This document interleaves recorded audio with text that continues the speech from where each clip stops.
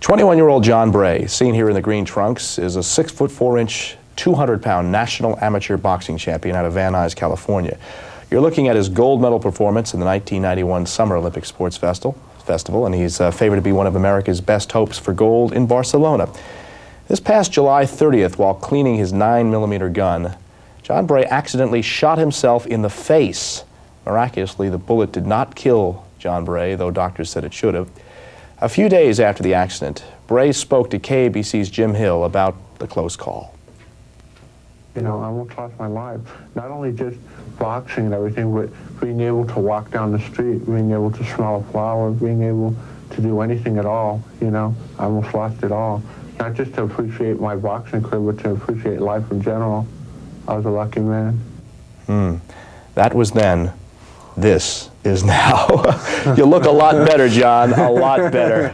But does that shake you up when you see that every once in a while? Definitely. Definitely does. Yeah. Let's first of all talk about how it happened. You were cleaning a gun and there was a bullet in the gun? Well, there was one in the chamber. The clip was out and everything You didn't else. know it was in the chamber? I didn't know it was in the chamber, and on top of that, I wasn't knowledgeable enough to be handling a 9mm gun. People don't realize when you're dealing with a semi-automatic weapon like that, that you've really got to be an expert. I mean, you get these kids running around on the streets and they're doing these drive-by shootings and everything else, and you always hear about that. But I want to hear how many accidental shootings have happened while they're loading their guns in their garages and whatever before they go out, because you've got to be an expert when you're dealing with those guns, and I wasn't, and you're not going to see me handling a gun again. What were you doing with the gun? Well, I work as an apprentice private investigator, Okay. and for Superior Investigations. And I was coming from the target range and everything else. So it's all legal? Oh, it was all legal, yeah. I was coming from the target range, I was getting ready to clean it, and I thought that, you know, I'll just stop by my buddy's shop and use his solvents, and before you know it, I was laid up in a hospital. What's it like to be shot? What's it like to be shot in the face? What does it feel like? It's the worst feeling in the world. I mean, it felt like a piece of hot steel just went right through my face. And did you think you were going to die right then and there? I wasn't sure. Everything started going numb. Then I started thinking, this is it, you know. Maybe I'm going. Then as I guess I was losing blood, everything was starting to get, I was getting dizzy. Did you lose consciousness? No, I never did. And I mean, when I started feeling myself going dizzy and everything going black a little bit, I figured, this is it, I'm going, you know. You know, and I kind of felt a certain peace of mind and everything else, though. You know, I'm religious and I go to church, and you know, that made me feel good. But I mean, when my mom sat there while they wheeled me in the Holy Cross Medical Center and everything, and she sat there and she cried and she laid on top of me and she was praying for me not to go and just going hysterical. Then I thought to myself, I don't feel at ease anymore. Now I want to live and everything else. And it was the worst experience of my life. I'll never experience anything like that. How long were you laid up for? I was in the hospital for about a week and a half. You know, the surgery, I think, was about an hour. And it was scary. I knew that it was serious when I was in the trauma room and I let all my relatives in. Wow. Then I knew, so wait a minute, something's wrong here.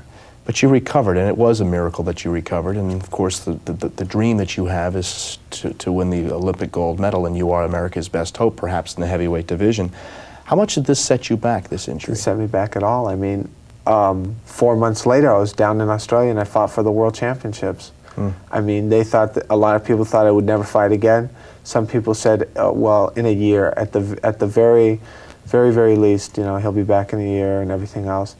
And I was back, you know, 2 months, 3 months, I was back in the gym hitting the bags, sparring at 2.5 months, and I fought for a world title down in Australia, which I was robbed against the German, and a decision for me to get a bonus according to how I did against the German was to be issued if I won and everything else.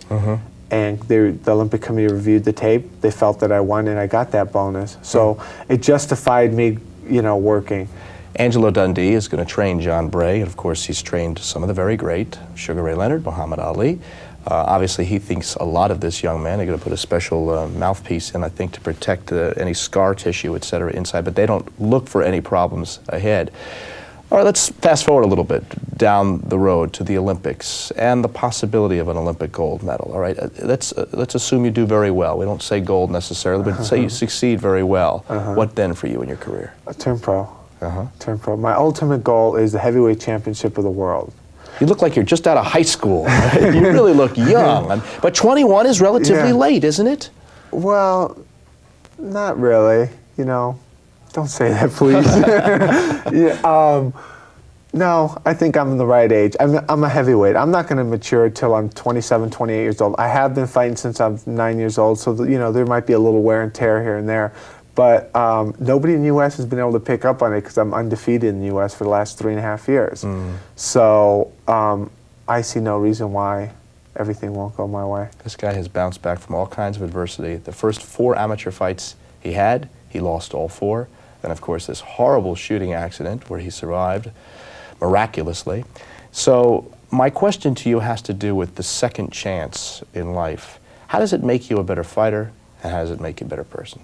Well, number one, the way it makes me a better person is I appreciate life now. I appreciate the little things.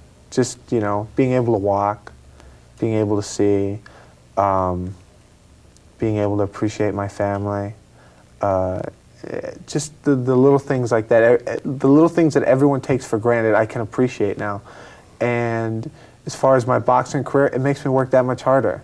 It makes me realize my potential, my ability, and I want to be somebody. I want to leave a mark. Before I leave this earth, I'd like to leave a mark. I'd like to be somewhere categorized with the Muhammad Alis, the Sugar Ray Leonards, the Joe Lewises. You know, I don't think that I'll ever be as great as them. They're the very, very greatest. But I'm going to work my hardest to try and reach that.